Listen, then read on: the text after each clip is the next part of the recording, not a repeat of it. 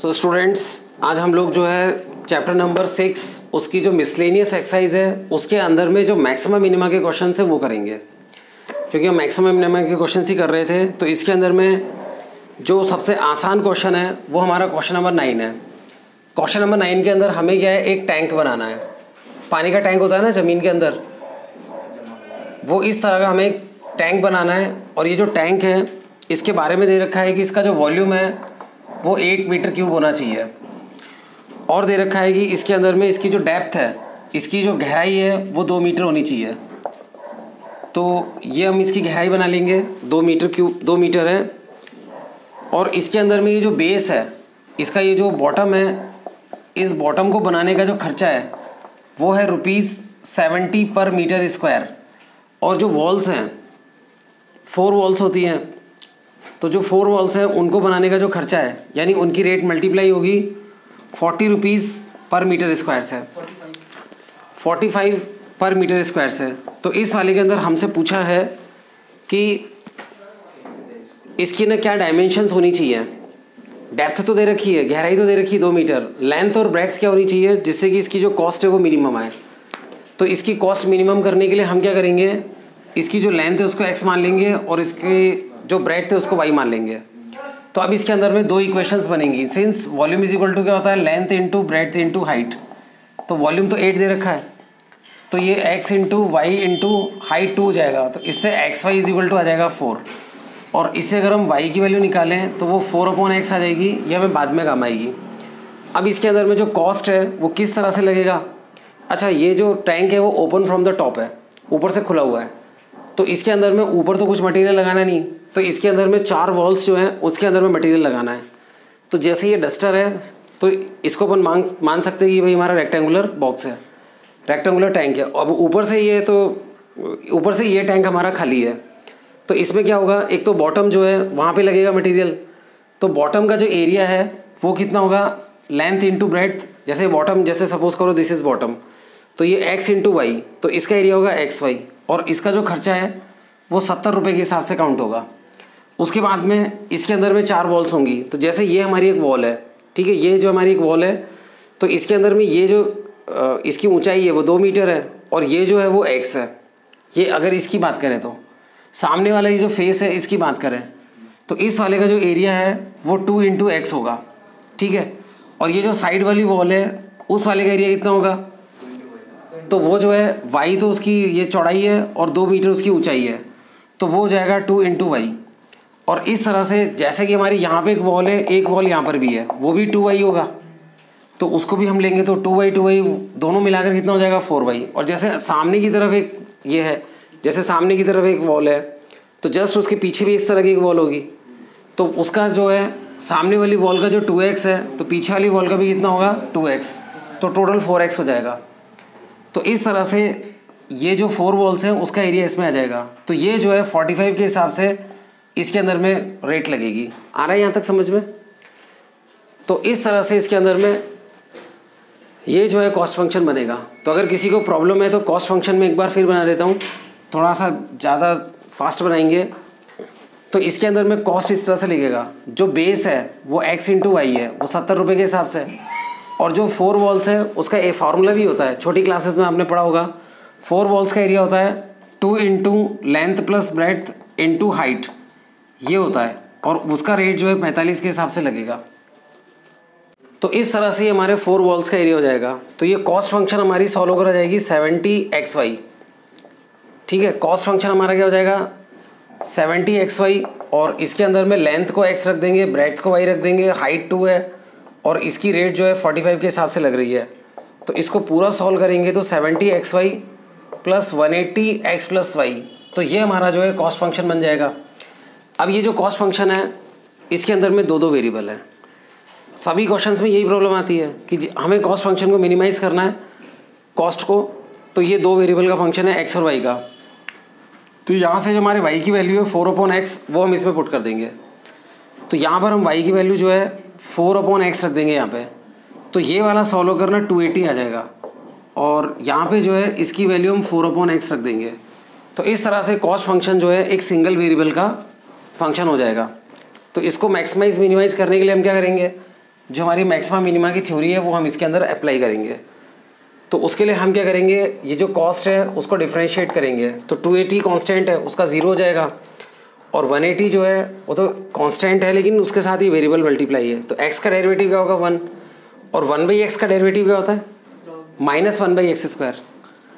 1/x का derivative -1/x² होता है। तो 4 तो इसके साथ है -1/x², ये इसका डेरिवेटिव हो जाएगा। तो इसको सिंप्लीफाई करेंगे तो 181 -4/x² ये आ जाएगा। फिर एट मैक्सिमा और मिनिमा फर्स्ट डेरिवेटिव क्या होता है 0, तो इसको हम 0 के इक्वल रखेंगे।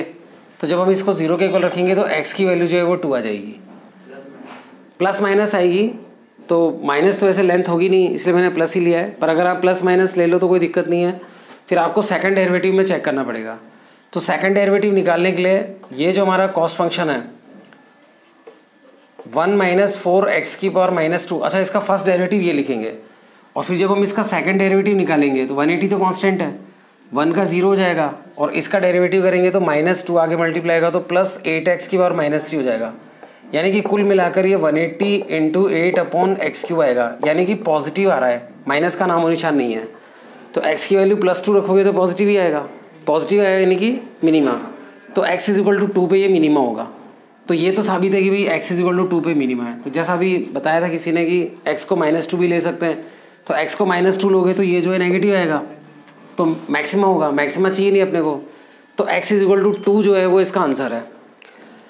और इसके अंदर में जब x 2 होगा तो y भी जो है वो 2 आएगा, क्योंकि y हमारा 4/x था, तो y भी 2 आ जाएगा। तो ये जो बॉक्स है वो एक्चुअली क्यूब बन जाएगा। तो क्वेश्चन में तो लिखा हुआ है कि क्यूबॉइड है, रेक्टेंगुलर टैंक है, लेकिन सॉल्व करने पर x y दोनों इक्वल आ रहे हैं, तो और वो भी 2 के इक्वल आ रहे हैं, तो क्यूबॉइड हो जाएगा। तो हो सकता है एग्जाम में पूछ ले कि प्रूव कराओ कि जब वॉल्यूम गलती से बोल दिया, कॉस्ट जो है मिनिमम होगी तो ये बॉक्स जो है वो एक क्यूब होगा, ये प्रूव कराओ। तो वो भी प्रूव हो रहा है। और ये भी पूछ सकता है कि बताओ लेंथ कितनी होगी मिनिमम कॉस्ट पे, तो वो x = 2 है। शायद इस क्वेश्चन में पूछा है, मैंने पूरा ढंग से पढ़ा नहीं था, कि मिनिमम कॉस्ट क्या होगी। तो मिनिमम कॉस्ट जो है वो x = 2 पे आ रही है। तो ये जो हमारा कॉस्ट फंक्शन है इसमें x को ना 2 रख लेंगे, तो ये पूरा सॉल्व होकर 1000 आएगा, याद है मेरे को। तो ये सॉल्व होकर 1000 आएगा। अब इसके अंदर एक इम्पॉर्टेंट चीज़ बोलता हूँ कि यहाँ पर ये जो 70 है और ये जो 45 है ना, इनका x = 2 पे कोई असर नहीं था, वो अलग ही अपना आया है। क्योंकि मैंने एक बार चेक करके देखा था कि 70 को जैसे चेंज कर लिया, 45 को भी चेंज कर लिया, तो भी आंसर x = 2 आ रहा था। तो चलो ये तो थोड़ी साइडलाइन बातें हो गई। अब हम इसमें मेन बात पे आते हैं कि सबसे पहले हमें ना क्वेश्चन पढ़ के क्वेश्चन को समझना पड़ेगा। तो आज हम क्वेश्चन समझने के लिए थोड़ा सा एक चीज़ और बोलेंगे, और वो चीज़ है कि आप कभी भी क्वेश्चन को समझना चाहें तो पहले एक बार पूरे क्वेश्चन को पढ़ लें। पूरा क्वेश्चन पढ़ने के बाद में वापस जब एक बार उसको पढ़ेंगे ना, तब आपको पता चलेगा कि क्या क्या दिया है। क्योंकि कई बार क्या होता है कि जो मोस्ट इंपॉर्टेंट चीज़ है वो क्वेश्चन के लास्ट में गिवन होती है, और हम उसको उसी सीक्वेंस में पढ़ते हैं, तो हमको लगता है कि पहली वाली चीज़ पहले आएगी और ऐसे करके। पर कई बार क्या होता है कि लास्ट वाली चीज़ ज़्यादा इंपॉर्टेंट होती है। तो उसको पूरा पढ़ने के बाद में, पूरी इन्फॉर्मेशन लेने के बाद में फिर हमें डायग्राम बनाना चाहिए। तो फिर उसके बाद तो क्वेश्चन ईजी है। आगे समझ में? ठीक है। नाउ स्टूडेंट्स, हम एक है ना बहुत इंपॉर्टेंट क्वेश्चन करने वाले हैं, और वो हमारी बुक में जो है 2 जगह दिया हुआ है। तो वो क्वेश्चन मैं आपको समझा देता हूँ। एक तो पेज नंबर 233 पे भी दिया हुआ है, और एक जो है हमारे मिसलेनियस एक्सरसाइज में भी दिया हुआ है। और मेरा बहुत फेवरेट क्वेश्चन है, बहुत शानदार क्वेश्चन है। और वो क्वेश्चन ये है कि एक है ना स्फीयर है, और वो स्फीयर जो है एक गिवन स्फीयर है। उस स्फीयर के अंदर में हमें कोन बनाना है, और उस कोन का वॉल्यूम जो है मैक्सिमम होना चाहिए। तो इसके अंदर हमें कोन बना लेंगे, और कोन का जो वॉल्यूम है वो हमारा क्या होना चाहिए, मैक्सिमम। तो ये हमने कोन बना लिया है, और इस कोन का वॉल्यूम हम मैक्सिमाइज कराएंगे। तो हमको ये प्रूव कराना है कि जब कोन का वॉल्यूम मैक्सिमम होगा तो कोन का वॉल्यूम 8/27 वॉल्यूम ऑफ स्फीयर होगा। Volume of cone 8/27 volume of sphere होगा, ये हमें प्रूव कराना है। तो ये तो हमें प्रूव कराना है। अब इसके अंदर में गिवन क्या क्या है कि एक है ना स्फीयर हमें गिवन है, और वो गिवन स्फीयर है, इस वजह से वो कांस्टेंट है। तो स्फीयर अगर कांस्टेंट है तो उसका जो रेडियस है वो भी कांस्टेंट होगा। तो इसका रेडियस जो है कांस्टेंट है, तो स्फीयर का जो रेडियस है उसको अपन क्या मान लेते हैं, आर मान लेते हैं। थोड़ा छोटा कर लेते हैं, बड़ा बन गया ज़्यादा। अब इसके अंदर में क्या है, कोन को मैक्सिमाइज करना है, तो हम ये आर्ग्यूमेंट लेके चलेंगे कि एक बेस फिक्स करने के बाद में मैक्सिमम वॉल्यूम लेने के लिए कोन जो है ज़्यादा से ज़्यादा हाइट लेना चाहेगा, लेकिन रहना उसको स्फीयर में ही है। तो ज़्यादा से ज़्यादा हाइट लेने के लिए वो टॉप मोस्ट पॉइंट पे जाएगा, और जब टॉप मोस्ट पॉइंट पे जाएगा तो ये जो एक्सिस ऑफ कोन है वो सेंटर ऑफ स्फीयर से पास होगी। तो ये हमारा जो है सेंटर ऑफ स्फीयर होगा, और इसको हम जो है ओ नाम से डिनोट करेंगे। तो ये सेंटर ऑफ स्फीयर है, तो ये डिस्टेंस रेडियस ऑफ स्फीयर होगा, ये डिस्टेंस भी रेडियस ऑफ स्फीयर होगा, और ये डिस्टेंस भी रेडियस ऑफ स्फीयर होगा। तो डायग्राम यहाँ तक पहुँचा। अब जो कोन का वॉल्यूम जिसे मैं मैक्सिमाइज करना होता है, सो इसमें हमें जो है वॉल्यूम ऑफ कोन जो है वो मैक्सिमाइज करना है। तो कोन की जो हाइट है यहाँ से लेकर यहाँ तक हाइट, उसको हम h मान लेते हैं, और कोन का जो रेडियस है उसको हम r मान लेते हैं, और ये एंगल 90 डिग्री होता है। तो कोन का वॉल्यूम का फार्मूला क्या होता है, 1/3 πr²h, और इसको हमें क्या करना है, इसको हमें मैक्सिमाइज करना है। नाउ जो हर क्वेश्चन में प्रॉब्लम है वही प्रॉब्लम इसमें भी है कि जिसे हमें मैक्सिमाइज करना है वो दो वेरिएबल का फंक्शन है, तो इसे हमें एक वेरिएबल में चेंज करना पड़ेगा। तो एक वेरिएबल में चेंज करने के लिए हम क्या करेंगे, इसके अंदर में अलग अलग लोग अलग अलग मेथड लगाते हैं। जैसे बहुत से लोग जो है ये सेमी वर्टिकल एंगल है उसको थीटा मान के थीटा के टर्म्स में फंक्शन बनाते हैं, लेकिन मुझे जो सबसे बेस्ट मेथड लगता है वो ये है कि ये जो छोटा सा डिस्टेंस है, ये छोटा सा डिस्टेंस, इस डिस्टेंस को ना x मान लो, तो इसके टर्म्स में ना h भी निकल के आ जाएगा, r भी निकल के आ जाएगा बहुत आराम से, और ये जो है एक सिंगल वेरिएबल में चेंज हो जाएगा। तो इस डिस्टेंस को हम क्या मान लेंगे, x। तो इस छोटे से ट्रायंगल को अगर हम साइड में अलग से बनाएं, ये छोटे से ट्रायंगल को जिसमें ये x है, ये कैपिटल R है, ये स्मॉल r है, और ये एंगल होगा 90 डिग्री, ये 90 डिग्री होता है। तो इसमें पाइथागोरस लगाएंगे तो ये सिचुएशन आएगी, यानी कि ये जो r² है ये हमारा r² माइनस x² हो जाएगा, एक तो ये आ जाएगा। और ये जो हाइट ऑफ द कोन है, यहाँ से लेकर यहाँ तक हाइट ऑफ द कोन, वो कैपिटल R प्लस x हो जाएगा। तो हाइट ऑफ द कोन जो है कैपिटल R प्लस x हो जाएगी। तो इस तरह से h भी जो है x के टर्म्स में, r² भी जो है x के टर्म्स में आ गया। तो ये हमारी एक बहुत बड़ी अचीवमेंट है, इसको हम यहाँ रखेंगे। तो इन दोनों को कंबाइन करके π/3 और r² को ये लिख देंगे और h को r प्लस x लिख देंगे। तो वॉल्यूम जिसे हमें मैक्सिमाइज करना है वो x का जो है फंक्शन बन गया, एक सिंगल वेरिएबल में बन गया। अब ये क्वेश्चन मुझे पसंद क्यों है, क्योंकि इसमें ना ये x जो है एक अलग ही चीज़ है, ना तो वो कोन का पूरा तरह से पार्ट है ना स्फीयर का पार्ट है, लेकिन वो हेल्प करता है हमें फंक्शन बनाने में। फिर उसके बाद में अब हमें इसे मैक्सिमाइज करना है तो डिफरेंशिएट करना पड़ेगा। तो हम क्या करेंगे, ये दोनों ब्रैकेट मल्टीप्लाई करके ओपन कर लेते हैं, क्योंकि ओपन कर लेंगे पोलिनोमियल बन जाएगा तो डेरिवेटिव में आसानी होगी। तो ये हमारा r³ plus x r² minus x² minus x³ हो जाएगा। तो ये दोनों ब्रैकेट मल्टीप्लाई करके ओपन कर लिया। अब फिर हम इसको डिफरेंशिएट करेंगे। तो π/3 तो कांस्टेंट है, इसका डेरिवेटिव 0 हो जाएगा, इसमें x का 1 हो जाएगा तो ये r², इसमें x² का डेरिवेटिव 2xr और इसका डेरिवेटिव हो जाएगा 3x²। फिर हम क्या कहेंगे कि एट मैक्सिमा और मिनिमा हमारा फर्स्ट डेरिवेटिव क्या होता है, 0। तो हम ये कहेंगे कि भाई एट मैक्सिमा और मिनिमा जो हमारा फर्स्ट डेरिवेटिव है ये 0 होता है।